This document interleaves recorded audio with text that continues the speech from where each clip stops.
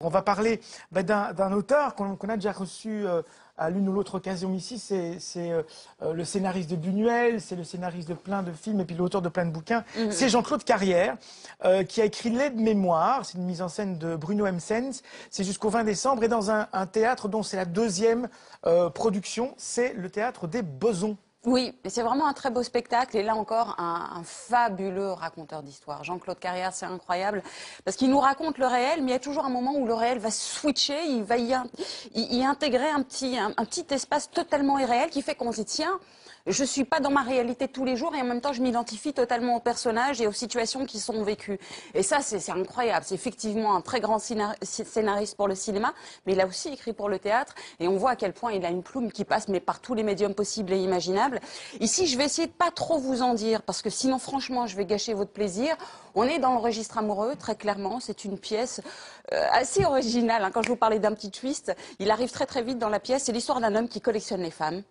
Et en fait, pour ne pas les oublier, il a besoin d'en garder une trace dans une espèce de bottin, et c'est ça, si vous voulez, l'aide-mémoire. Et puis on le voit se réveiller un matin, mais c'est pas le connard fini qui enchaîne les relations, qui jette les femmes comme des... Pas du tout. On sent que c'est un homme qui est très fragile, qui est traversé par beaucoup de faiblesses, beaucoup de failles, et qui cache peut-être derrière ça beaucoup de failles.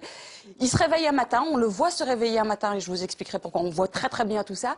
Il ouvre la porte de chez lui parce qu'on vient frapper à sa porte, une femme déboule avec une valise, elle ne repartira plus jamais. L'aide-mémoire de Jean-Claude Carrière, ça se passe dans un appartement et ce que vous m'avez dit en préparant cette émission, c'est que le spectateur, il est dans l'appartement. C'est ça qui est incroyable. C'est-à-dire qu'ils auraient pu jouer ça de manière très classique, c'est-à-dire scène et puis en face public, et là pas du tout. C'est-à-dire qu'ils ont reconstitué dans ce petit théâtre, hein, vraiment tout petit, l'appartement à telle enseigne que ma voisine, elle était dans la cuisine, entre le percolateur qui coulait vraiment, avec du vrai café qui coulait vraiment.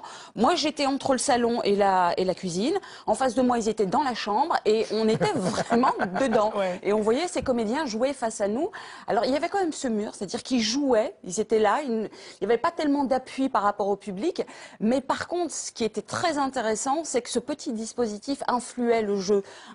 Parce que d'une certaine façon, comme la chose était très intime, les moments très coquins, les moments très, très subtils, où on se dit des choses qui sont un peu sur le fil, des moments d'amour intense, mais on se dit pas complètement les choses, on y assistait tout en douceur. Un peu voyeur ou pas? Non, justement. On évite, on passe à côté de ça, parce qu'on est dans des choses à chaque fois très subtiles. Le texte l'est, et puis les comédiens sont aussi remarquables, et le dispositif amène cette intimité. Voilà, c'est une mise en scène de Bruno M. Sens avec Michel Scotto Di Carlo et Florence Eblink, qui donc sont les deux comédiens de cette pièce de Jean-Claude Carrière.